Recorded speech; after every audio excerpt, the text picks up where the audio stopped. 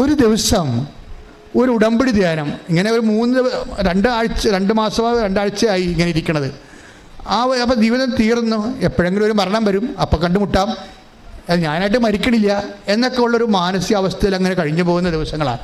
പെട്ടെന്ന് ഇവിടെ മൊബൈലിൽ ഒരു ഇൻസ്റ്റഗ്രാമിൽ ആരോ നമ്മുടെ ഈ ഉടമ്പടി ധ്യാനത്തിൻ്റെ ഒരു കഷ്ണം വെട്ടിയിട്ട് കൊടുത്ത്, ആ വെട്ടി കൊടുത്തതല്ല, ഇങ്ങനെ ഇപ്പോൾ ആൾക്കാർ ചെയ്യുന്നുണ്ടല്ലോ, കുറേ പ്രേക്ഷിത പ്രവർത്തനം ചെയ്യുന്നുണ്ടല്ലോ ആൾക്കാർ, അതൊക്കെ വലിയ പ്രേക്ഷിത പ്രവർത്തനമാണേ. നമ്മളറിയാത്ത ആൾക്കാരൊക്കെ ഇങ്ങനെ ഉടമ്പടി ധ്യാനം എടുത്ത് കട്ട് ചെയ്തും സാക്ഷ്യം കട്ട് ചെയ്തൊക്കെ ഇട്ടൊക്കെയാണ്. അതിനൊക്കെ വലിയ സുവിശേഷ വില ഒന്നുമില്ല.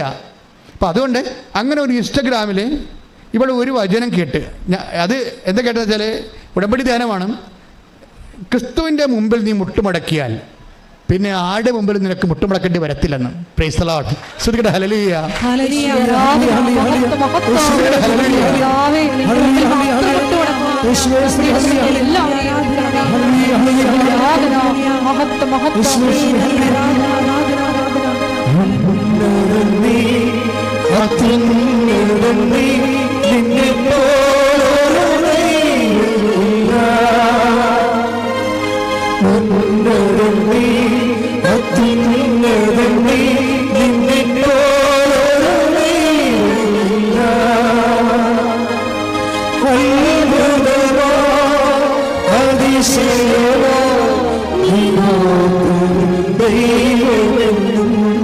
അത്ഭുതമായി.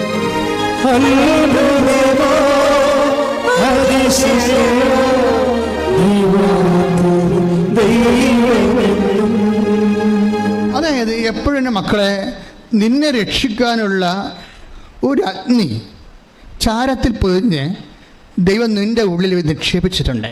ക്ലേശകാലങ്ങളിൽ നീ ഇതാണ് അറിയേണ്ടത്. നിന്നെ രക്ഷിക്കാനുള്ള ഒരു അഗ്നി ദൈവം ചാരത്തിൽ പൊതിഞ്ഞ് നിൻ്റെ ഉള്ളിൽ തന്നെ നിക്ഷേപിച്ചിട്ടുണ്ട്. ലിയസഭാസ് എന്താ സംഭവിക്കുന്നത്?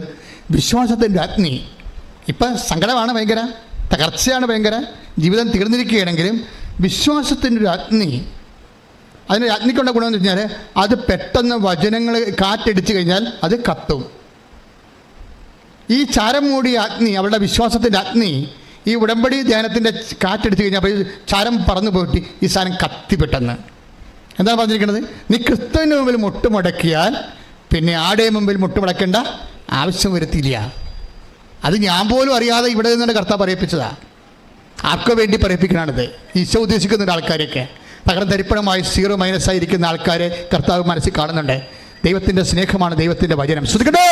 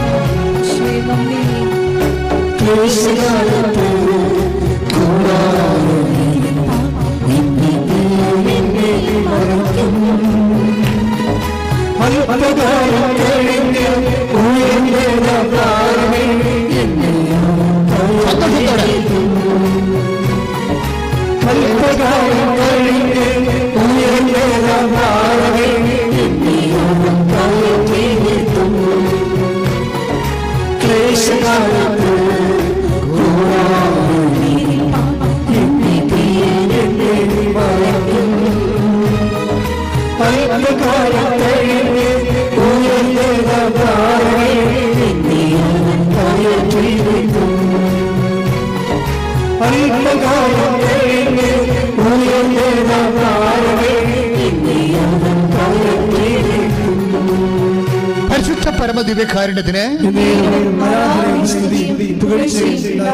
സന്തോഷത്തിൽ പറഞ്ഞ ഈശോക്ക് തോന്നണം നിങ്ങൾ അങ്ങനെ പറഞ്ഞതെന്ന്. പരിശുദ്ധ പരമദിവ്യകാരുണ്യത്തിന്, പരിശുദ്ധ പരമദിവ്യകാരുണ്യത്തിന് ഹല്ലേലൂയ.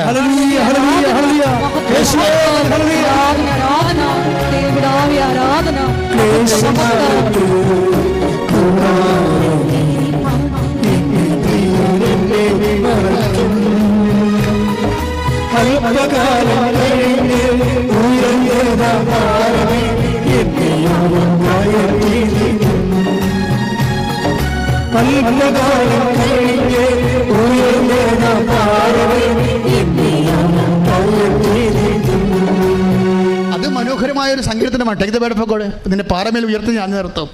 അതായത് ഇപ്പം ക്ലേശകാലമാണെങ്കിലും ഈ ടൈം കഴിയുമ്പോൾ, ചേഞ്ച് ചെയ്യുമ്പോൾ അവൻ നിന്നെ ഉയർത്തിക്കൊണ്ടുവരും. അപ്പം ഈ കാലത്ത് നീ എന്ത് ചെയ്യണം? ഇവളെന്താ ചെയ്തതെന്ന് പറയും, ഇവള് ഈ ഇങ്ങനെ ക്രിസ്തുവിൻ്റെ മുമ്പിൽ മുട്ടുമടക്കിയാൽ പിന്നെ ആരുടെയും മുമ്പിൽ നിനക്ക് മുട്ടുമടക്കേണ്ടി വരികയില്ല എന്ന് പറഞ്ഞത് ഇവൾക്ക് അഭിഷേകമായി. വചനത്തിൽ അങ്ങനെ ഒരു കാര്യമുണ്ട്. നമ്മൾ ഈ വചനം കേൾക്കുമ്പോൾ ഈ മാനുഷിക വചനമായിരിക്കും, പക്ഷേ അതിൻ്റെ അകത്തുള്ള സ്റ്റെമ്മില്ല, ജീവൻ എന്ന് പറയുന്നത് അതിൻ്റെ കറസ്പോണ്ടിങ് വേർഡ് ഓഫ് ഗോഡ് വേറെ ഉണ്ടാകും. ഞാൻ ഈ മാനുഷിക ഭാഷ പറയുന്ന വചനത്തിൻ്റെ ആത്മാവ് യഥാർത്ഥ വചനം തന്നെ ആയിരിക്കും. യഥാർത്ഥ വചനത്തിന് എൻഫ്ലഷ് ചെയ്യുന്നതാണ് ഒരു പ്രഭാഷകൻ്റെ ദൈവിക ഉപകരണമാകുന്ന രീതി. ഇപ്പം ഉദാഹരണത്തിന് സങ്കീർത്തനം 118:8-9 എടുത്ത്, സങ്കീർത്തനം 118:8-9 ശ്രുതിക്കട്ടെ. 118 സങ്കീർത്തനം 8-9 തിരുവചനങ്ങൾ. മനുഷ്യനിൽ ആശ്രയിക്കുന്നതിനേക്കാൾ കർത്താവിൽ അഭയം തേടുന്നത് നല്ലത്. പ്രഭുക്കന്മാരിൽ ആശ്രയിക്കുന്നതിനേക്കാൾ കർത്താവിൽ അഭയം തേടുന്നത് നല്ലത്. ഇതാണ് ഇതിൻ്റെ ആക്ച്വൽ വേർഡ് ഓഫ് ഗോഡ്. ഇതിൻ്റെ തന്നെ അഭിഷേക സമയത്ത് ഇതാണ് ഇതിൻ്റെ സ്കെൽട്ടൺ എന്ന് പറയുന്നത്. അത് കറക്റ്റ് വേർഡ് ഓഫ് ഗോഡാണ്. എന്താണ്? മനുഷ്യന്മാരിൽ അഭയം തേടരുത്, രക്ഷ നൽകാൻ കഴിയാത്ത മനുഷ്യരിൽ ആശ്രയിക്കരുത്. അതാണ് വേർഡ് ഓഫ് ഗോഡ്. അതിൻ്റെ തന്നെ വേറൊരു വേർഷനാണ് ഈ പറയുന്നത്. എന്താണ്? നിങ്ങൾ ക്രിസ്തുവിൻ്റെ മുമ്പിൽ മുട്ടുമടക്കിയാൽ വേറെ ആരുടെ മുമ്പിൽ നിങ്ങൾക്ക് മുട്ടുമടക്കേണ്ടി വരത്തില്ല. ഇപ്പോൾ നമ്മൾ എത്ര പേരുടെ മുമ്പിൽ മുട്ടുമടക്കുന്നുണ്ട്? ഇൻസ്റ്റാൾമെൻറ്റുകാരുടെ കയ്യിൽ മുട്ടുമടക്കണം, പലിശക്കാരൻ്റെ അടുത്ത് മുട്ടുമടക്കണം, ബാങ്ക് മാനേജറിൻ്റെ അടുത്ത് മുട്ടുമടക്കണം, അല്ലേ? ഇങ്ങനെ ലോകത്തിലുള്ള ഓരോ മനുഷ്യന്മാരുടെ മുമ്പിൽ മുട്ടുമടക്കി പ്രഖ്യാപിത അടിമയായിട്ട് ജീവിക്കണം. നമ്മൾ ഈ അടിമ ജീവിതം അവസാനിപ്പിക്കാൻ കർത്താവ് തന്നെ തിരിച്ചു വിളിക്കുന്നു. കൈയടിച്ച് ശ്രദ്ധിക്കട്ടെ.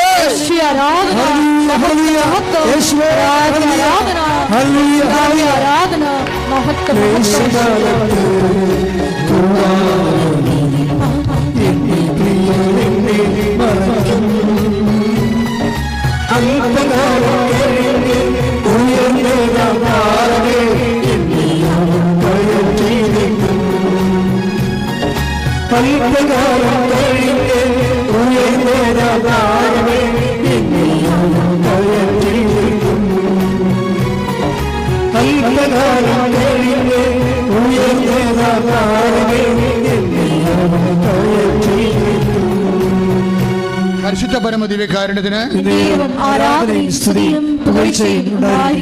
പാറമേൽ കയറ്റി നിർത്തും. Take the word of God.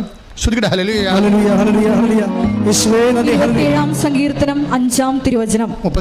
27 സങ്കീർത്തനം 27:5. ക്ലേശകാലത്ത് അവിടുന്ന് തന്റെ ആലയത്തിൽ എനിക്ക് അഭയം നൽകും, തന്റെ കൂടാരത്തിനുള്ളിൽ എന്നെ ഒളിപ്പിക്കും, എന്നെ ഉയർന്ന പാറമേൽ നിർത്തും.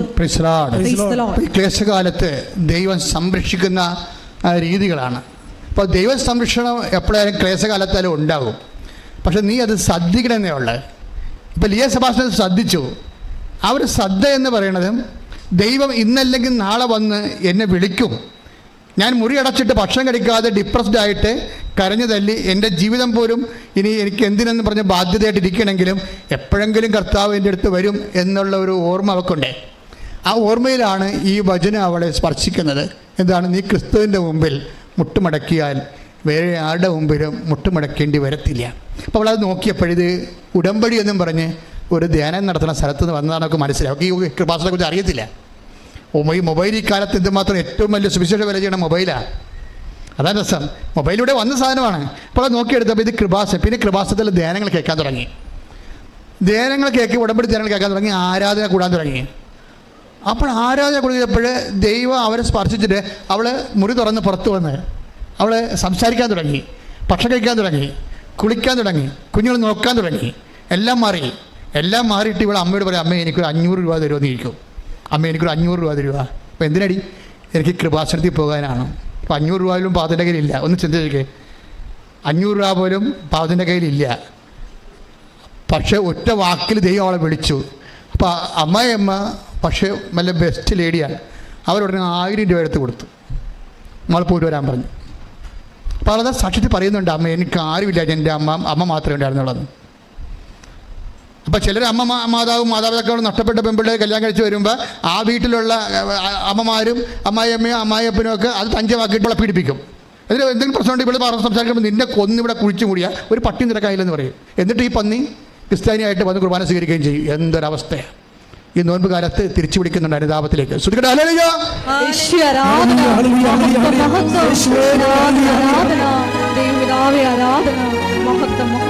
സമയം സമാഗതമായി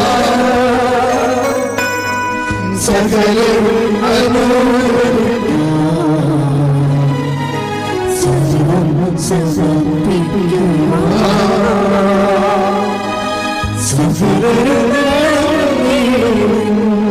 Praise the Lord.